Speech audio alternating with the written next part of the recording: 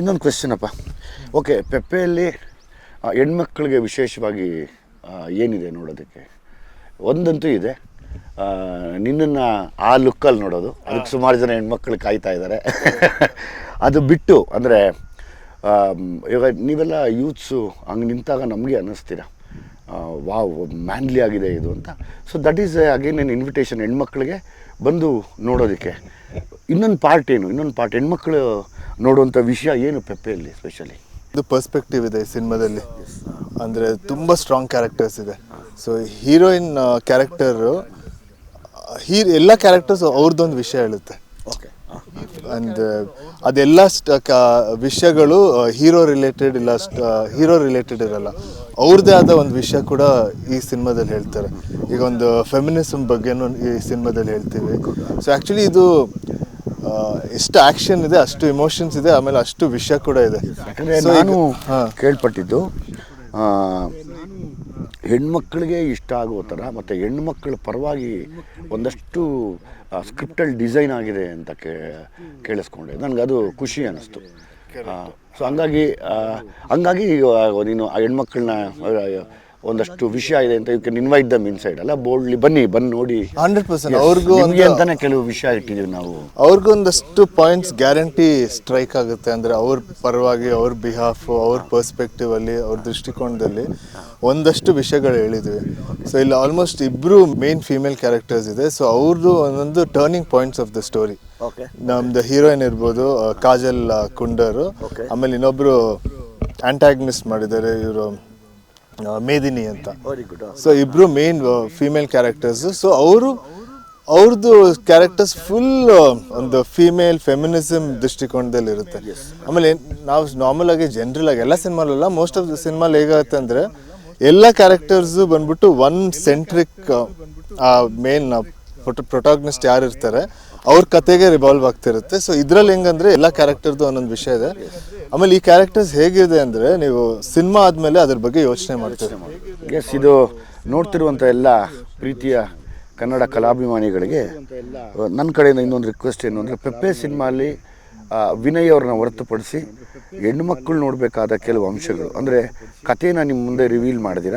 ನಾನು ಕೇಳ್ಪಟ್ಟಂಗೆ ತಿರ್ಗಾ ಹೆಣ್ಮಕ್ಳಿಗೆ ತುಂಬ ಇಂಪಾರ್ಟೆನ್ಸ್ ಕೊಟ್ಟು ತುಂಬ ವಿಷಯನ ಈ ಸಿನಿಮಾಲ್ಲಿ ಹೇಳಿದ್ದಾರೆ. ನಿಮಗೆ ನೋಡೋಕ್ಕೆ ಯಾಕೆ ಅಂದರೆ ಈಗ ಯಾವಾಗಲೂ ಪ್ರಶ್ನೆ ಉಟ್ಕೊಳ್ಳುತ್ತೆ, ಒಂದು ಸಿನಿಮಾನ ಯಾಕೆ ನೋಡಬೇಕು, ಒಂದು ಸಿನಿಮಾನ ನಾನೇನು ಏನಕ್ಕೆ ಥಿಯೇಟ್ರ್ ಒಳಗಡೆ ಬರಬೇಕು ಅನ್ನೋ ವಿಚಾರ ತೊಗೊಂಡಾಗ ಫಸ್ಟು ಹೌದು ಆ್ಯಸ್ ಇಟ್ ಈಸ್ ನಾವು ಆ್ಯಸ್ ಎ ಹೀರೋ ಅವ್ರನ್ನ ಹೊರಗಡೆ ತಂದು ತೋರಿಸ್ತೀವಿ, ಒಂದು ಟ್ರೈಲರ್ ರೂಪದಲ್ಲಿ ತಂದಿರ್ತೀವಿ.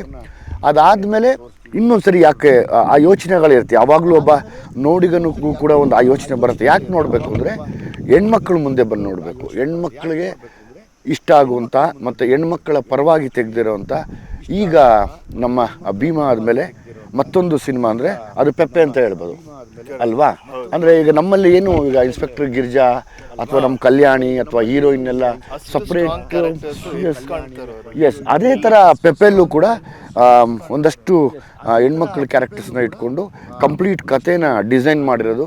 ಅಂಡರ್ ಕರೆಂಟಲ್ಲಿ ಹೆಣ್ಮಕ್ಳ ವಿಷಯನ ತುಂಬ ದೊಡ್ಡ ಮಟ್ಟಕ್ಕೆ ಹೇಳಿದ್ದಾರೆ ಅಂತ ಇವತ್ತರೆಗೂ ಎಲ್ಲ ಕಡೆ ಟಾಕ್ ಇದೆ. ಸೊ ಹಂಗಾಗಿ ಆ ಒಂದು ವಿಷಯ ಆ್ಯಸ್ ಎ ಡೈರೆಕ್ಟರ್ ಆಗಿ, ಆ್ಯಸ್ ಎ ಇವರ ಮನೆಯ ಅಭಿಮಾನಿಯಾಗಿ ನಾನು ಅದನ್ನು ಇಂಟರ್ವ್ಯೂ ಮಾಡ್ತಾ ಇದ್ದೀನಿ. ಮಿಸ್ ಮಾಡಬೇಡಿ, ಬನ್ನಿ ನೆಕ್ಸ್ಟ್ ಎಪಿಸೋಡಲ್ಲಿ ಏನು ಮಾತಾಡಬೇಕು ಅಂತ ಕೇಳ್ತೀನಿ ನೋಡೋಣ.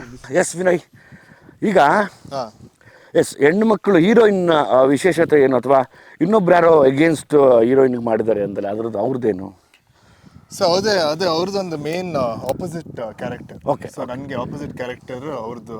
ಗುಡ್. ಅವ್ರು ಪ್ಲೇ ಮಾಡ್ತಾರೆ. ಓಕೆ. ಈ ಕತೆ ಕೇಳ್ಬೇಕಂದ್ರೇನು, ಓಕೆ, ಒಂದಷ್ಟು ಸೀನ್ ನೀವು ಯಾವುದೇ ಕತೆ ಕೇಳಿದ್ರೆ ಒಂದಷ್ಟು ಸೀನ್ ಇಂಪ್ಯಾಕ್ಟ್ ಆಗುತ್ತಲ್ಲ. ಕರೆಕ್ಟ್. ಆ ಸೀನ್ ಕೇಳಿದ ತಕ್ಷಣ ಆಯ್ತು ಕತೆ ಮಾಡಬೇಕು ಅಂತ. ಹೌದೌದು. ಸೊ ನನ್ನ ಸೀನ್ಗಳು ಎಷ್ಟು ಇಂಪ್ಯಾಕ್ಟ್ ಆಯ್ತು, ನನಗೆ ಇದೊಂದು ಹೀರೋಯಿನ್ ಒಂದು ಸೀನ್ ಇದೆ. ಓಕೆ, ಅದು ಹೇಳೋದು ಬೇಡ. ಅದೇ ಸೊ ಆ ಸೀನು ಕೂಡ ಅಷ್ಟೇ ಇಂಪ್ಯಾಕ್ಟ್ ಆಗಿ ಆ ಸೀನ್ ಕೇಳಿದ ತಕ್ಷಣ ಈ ಕತೆ ಫಿಕ್ಸ್ ಅಂತ ಫಿಕ್ಸ್ ಮಾಡ್ಕೊಂಡಿದ್ದೆ. ಸೂಪರ್. ಸೊ ಅಷ್ಟು ಪವರ್ಫುಲ್ ಆಗಿದೆ. So nice. ವಿನಯ್, ಈ ಪೆಪ್ಪೆ ಸಿನಿಮಾಲಿ ಕೂರ್ಗಲ್ಲಿ ನಡೆದಂಥ ಈ ಕಾಂಚೀರಾಮ್ ಕಾಲೋನಿ ಅಂತ ಏನೋ ಕೇಳ್ಪಟ್ಟೆ, ಅದು ಕರೆಕ್ಟ್? ಅಲ್ಲಿ ನಡೆದಿದ್ದು ಒಂದು ರಿಯಲ್ ಇನ್ಸಿಡೆಂಟಾ ಇದು? ಇಲ್ಲ, ಆ್ಯಕ್ಚುಲಿ ಅದು ನಮ್ಮ ಕತೆಗೂ ಅವ್ರದ್ದಕ್ಕೂ ಏನು ಇನ್ಸ್ಪಿರೇಷನ್ ಇಲ್ಲ. ಬಟ್ ನಾವಲ್ಲಿ ಒಂದು ಫೈಟ್ ಸೀಕ್ವೆನ್ಸ್ ಶೂಟ್ ಮಾಡಕ್ಕೆ ಹೋದ್ವಿ. ಅಲ್ಲಿ ಅವ್ರ ಸ್ಟ್ರಗಲ್ಸ್, ಅವರು ಅವ್ರ ಕಾಲೋನಿನ ಹೇಗೆ ಕಟ್ಟರು, ಅದಕ್ಕೆ ಏನೇನು ಕಷ್ಟಪಟ್ಟರು ಅಂತ ಹೇಳಕ್ ಹೋದ್ರು. ಸೊ ಅವಾಗ ನೋಡಿದ್ರೆ ಅದೊಂಥರ ಈ ನಮ್ಮ ಪೆಪ್ಪೆಗೆ ಆ್ಯಕ್ಟಿಂಗ್ ಮಾಡೋಕ್ಕೆ ಇಲ್ಲ ಶೂಟ್ ಮಾಡೋಕ್ಕೆ ಒಂದು ಮೋಟಿವೇಶನ್ ಸಿಕ್ತು. ಓಕೆ. ಸೊ ಅವ್ರು ಎಷ್ಟು ಕಷ್ಟಪಟ್ಟಿದ್ರು, ಒಂದು 200-300 ಜನ ಫ್ಯಾಮಿಲಿಗಳಿದ್ದಾರೆ.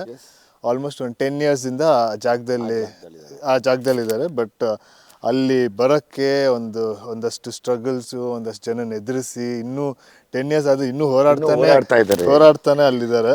ನಮ್ಮ ಭಾರತದಲ್ಲಿ ತುಂಬಾ ವಿಷಯಗಳಿಗೆ ಹೋರಾಟ ನಡೀತಾನೆ ಇರುತ್ತೆ. ಸ್ವತಂತ್ರ ಸಿಕ್ಕಿದ್ರು ಯಾಕೋ ಅವ್ರಿಗೆ ಗೊತ್ತಾಗ್ತಾ ಇಲ್ಲ. ನಾವು ಅದನ್ನ ಬಿಡ್ತಾ ಇಲ್ಲ, ಹೋರಾಟ ಮಾಡ್ತಾನೆ ಇದ್ದೀವಿ. ಖುಷಿ ಆಗತ್ತೆ. ಅಂದರೆ ಅಗೇನ್ ತಿರ್ಗಾ ಪೆಪ್ಪೆ ಸಿನಿಮಾ ಮೂಲಕ ಎಲ್ಲ ಮಡಿಕೇರಿಯ ಎಲ್ಲ ಪ್ರೀತಿಯ ಸಿನಿಮಾ ಅಭಿಮಾನಿಗಳಿಗೆ ಸಿನಿಮಾ ನೋಡಿ ಅಂತ ಕೂಡ ಇದರಿಂದ ನಾವು ಇನ್ವಿಟೇಷನ್ ಕೊಡ್ಬೋದಲ್ಲ. ಕರೆಕ್ಟ್. ಆಮೇಲೆ ಆ ಕಾಲೋನಿಯಲ್ಲಿ ನಾವೆಲ್ಲ ಶೂಟ್ ಮಾಡಿದ್ವಿ.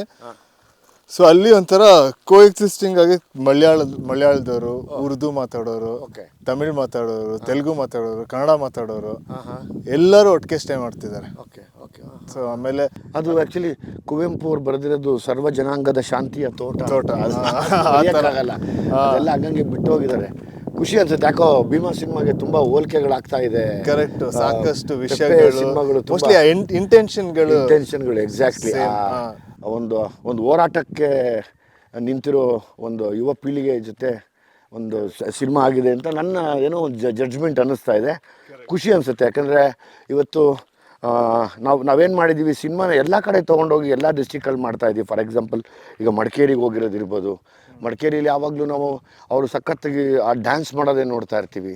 ಅದಾದಮೇಲೆ ಮಡಿಕೇರಿ ಕಡೆ ಹೋದರೆ ಆಲ್ಮೋಸ್ಟ್ ಎಲ್ಲ ಜವಾನ್ಸ್ ಇದ್ದಾರೆ, ಅಲ್ಲಿ ಕ್ಯಾಪ್ಟನ್ಸ್ ಇದ್ದಾರೆ, ನಮ್ಮ ಇಂಡಿಯನ್ ಆರ್ಮಿಲಿ ಸೇವೆ ಮಾಡ್ತಿರೋಂಥ ದೊಡ್ಡ ಇವರಲ್ಲಿ ಆರ್ಮಿ ಸೋಲ್ಜರ್ಸ್ ಸಮೇತ ಅಪ್ ಟು ದ ಮಾರ್ಷಲ್ವರೆಗೂ ಇದ್ದಾರೆ. ಫಾರ್ ಎಕ್ಸಾಂಪಲ್ ಮಾರ್ಷಲ್ ಕಾರ್ಯಪ್ಪ ಕೂಡ ಅದೇ ಜಾಗದಿಂದ ಬಂದಿರೋರು. ನಾವು ಕೂರ್ಗೆ ಎಂಟ್ರಾಗ್ತಾನೆ ಅದನ್ನು ಕಾಣ್ತೀವಿ. ಸೊ ಅಗೇನ್ ಈ ಒಂದು ಇಂಟರ್ವ್ಯೂಲಿ ಮತ್ತೆ ಇನ್ನೊಂದು ಸತಿ ನಾವು ನಮ್ಮ ಜನತೆ ಒಟ್ಟಿಗೆ ಮಡಿಕೇರಿ ಜನ ಕೂಡ ಈ ಸಿನಿಮಾನ ನೋಡ್ಬೋದು ಅಂತ ನಾನು ಪ್ರೀತಿಯಿಂದ ಕೇಳ್ಕೊತೀನಿ. ಬನ್ನಿ ಈ ಸಿನಿಮಾ ನೋಡೋಣ ಅಂತ. ಬೆಂಗಳೂರಲ್ಲಿ ಸುಮಾರು ಜನ ನನಗೆ ಮೊನ್ನೆ ಮಡಿಕೇರಿಯಲ್ಲಿ ಇಬ್ಬರು ಕಪಲ್ಸ್, ಒಬ್ಬರು ಕಪಲ್ ಅಂದರೆ ಗಂಡ ಹೆಂಡತಿ ಇಬ್ಬರು ನಾನೊಂದು ಕಡೆ ಹೋಗ್ತಿದ್ದೆ ಟ್ರೈನಲ್ಲಿ. ಬಹುಶಃ ನೀವು ಆ ಇಂಟರ್ವ್ಯೂನ ನೋಡ್ತಾ ಇದ್ದರೆ ನೀವು ಮನೆ ಖಾಲಿ ಮಾಡಿಕೊಂಡು ಇನ್ನೊಂದು ಏರಿಯಾಗೆ ಶಿಫ್ಟ್ ಮಾಡೋಕ್ಕೆ ಟ್ರೈನಲ್ಲಿ ಬರ್ತಿದ್ರಿ. ನೀವು ಮಡಿಕೇರಿ ಅಂತ ಹೇಳಿದ್ರಿ. ಸೊ ಹಂಗಾಗಿ ನೀವು ಈ ಸಿನಿಮಾನ ನೋಡಲೇಬೇಕು. ನಿಮ್ಮ ಜೊತೆ ಇರುವಂಥ ಎಲ್ಲ ಮಡಿಕೇರಿ ಜನತೆ ಬೆಂಗಳೂರಲ್ಲಿ ನೆಲೆಸಿದ್ದೀರಾ, ನೀವು ಕೂಡ ಪೆಪ್ಪೆ ಸಿನಿಮಾ ನೋಡಬೇಕು ಅಂತ ಕೇಳ್ಕೊತೀನಿ.